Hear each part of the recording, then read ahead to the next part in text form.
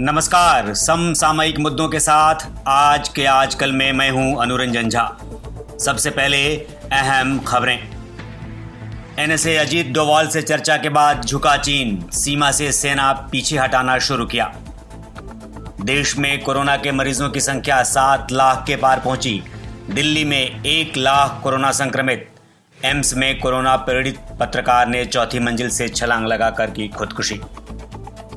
कानपुर में 8 पुलिसकर्मियों की हत्या के आरोपी विकास दुबे की इनामी राशि 2.5 लाख हुई।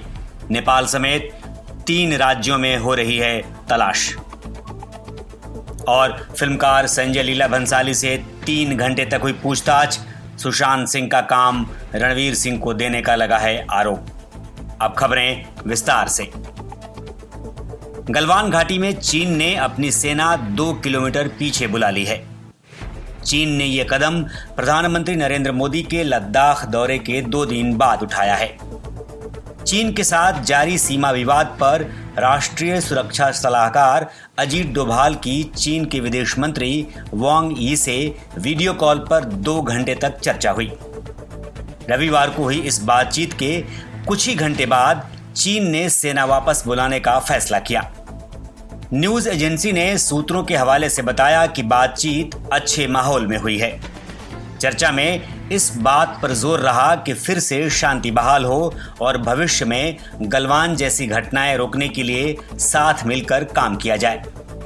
साथ ही चीन ने कहा कि सीमा पर उसकी तरफ से कोई ऐसा काम नहीं होगा जिससे तनाव का माहौल बने।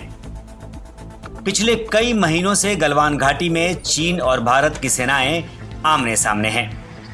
एक तरफ पूरी दुनिया में कोरोना फैलाने के लिए चीन जिम्मेदार है, साथ ही कोरोना के बाद से चीन की अर्थव्यवस्था पर बुरा असर पड़ा है।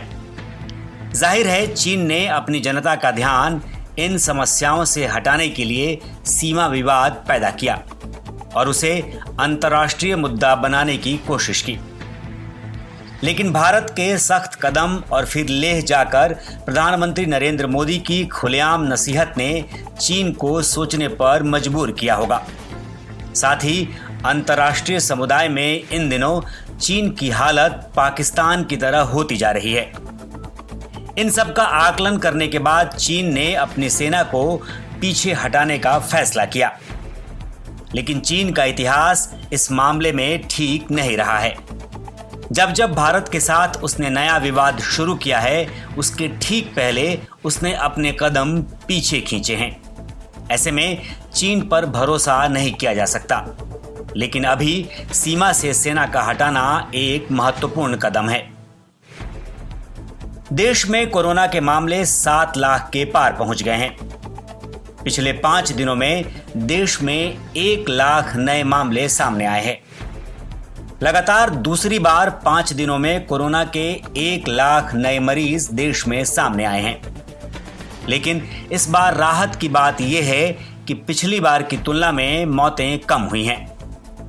जब देश में कोरोना के पेशेंट 5 लाख से 6 लाख हुए थे तो उस बीच 2158 लोगों की जान गई थी, जबकि इस बार 1853 लोगों की मौत हुई है। देश में अभी तक 19,000 से ज्यादा लोगों की मौत हो चुकी है।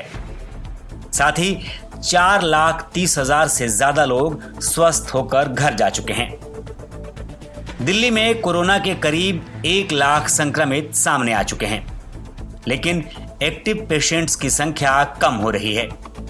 पिछले हफ्ते जहां दिल्ली में 27,000 एक्टिव पेशेंट थे, अभी 25,000 एक्टिव पेशेंट हैं।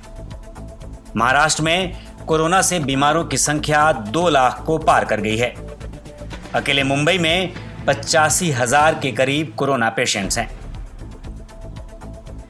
इसी बीच महाराष्ट्र सरकार ने 8 जुलाई से कंटेनमेंट जोन के बाहर के होटल, लॉज और गेस्ट हाउस खोलने के आदेश दे दिए हैं। राज्य सरकार ने इसके लिए नई गाइडलाइन जारी की है। जारी गाइडलाइन के मुताबिक अभी होटल, लॉज और गेस्ट हाउस को अपनी क्षमता का 33% रूम ही बुक करने की मंजूरी मिली है। होटल के अंदर और बाहर कोरोना संक्रमण से जुड़ी हर जानकारी पोस्टर और बैनर के जरिए प्रदर्शित करनी होगी। गेस्ट्स के अंदर प्रवेश करने से पहले उनकी थर्मल स्क्रीनिंग होगी। बिना लक्षण वाले लोगों को ही ठहरने की अनुमति होगी। साथ ही हर गेस्ट के लिए मास्क पहनना अनिवार्य रहेगा। 8 पुलिस वालों की हत्या करने वाले हिस्ट्री शीटर विकास दुबे पर अब 2.5 लाख का इनाम घोषित किया गया है। कानपुर रेंज के आईजी मोहित अग्रवाल की सिफारिश पर डीजीपी हितेश चंद्र अवस्थी ने इनामी राशि बढ़ाई है। शुक्रवार को उस पर 50,000 का इनाम रखा गया था। शनिवार रात आईजी ने 1 लाख रुपए इनाम राशि बढ़ाकर कर दी। फिलहाल पुलिस वारदात के 72 घंटे के बाद भी विकास का कोई सुराग पता नहीं कर पाई है।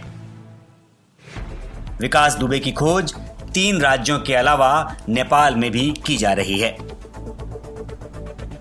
सदाबहार अभिनेता सुशांत सिंह राजपूत की कथित आत्महत्या के मामले में मुंबई पुलिस ने फिल्म मेकर संजय लीला भंसाली से करीब 3 घंटे तक पूछताछ की। बीते हफ्ते मुंबई पुलिस ने इस मामले में भंसाली और शेखर कपूर से पूछताछ के लिए समन भेजा था। इसी कड़ी में आज पूछताछ के लिए पहले संजय लीला भंसाली को बुलाया गया। भंसाली उन 8 लोगों में से एक हैं जिनके खिलाफ बिहार में सुशांत को आत्महत्या के लिए मजबूर करने के खिलाफ 2 मामले दर्ज किए गए हैं। इन सभी लोगों पर आरोप हैं कि सुशांत के किरदार इन फिल्मकारों ने किसी और अभिनेता को दे दिए, जिसकी वजह से सुशांत डिप्रेशन में चले गए। आज ही सुशांत सिंह राजपूत की आखिरी फिल्म दिल बेचारा का ट्रेलर रिलीज हो गया। उनके फैंस इसका इंतजार बड़ी बेसब्री से कर रहे थे।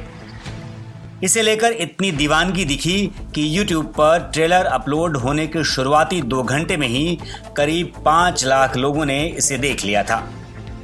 ये फिल्म 24 जुलाई को OTT platform Disney plus Hotstar पर स्ट्रीम होगी। आज के आजकल में इतना ही। कल शाम फिर मुलाकात होगी ताज़ा अपडेट के साथ। तब तक आप सुनते रहिए द वेब रेडियो। नमस्कार।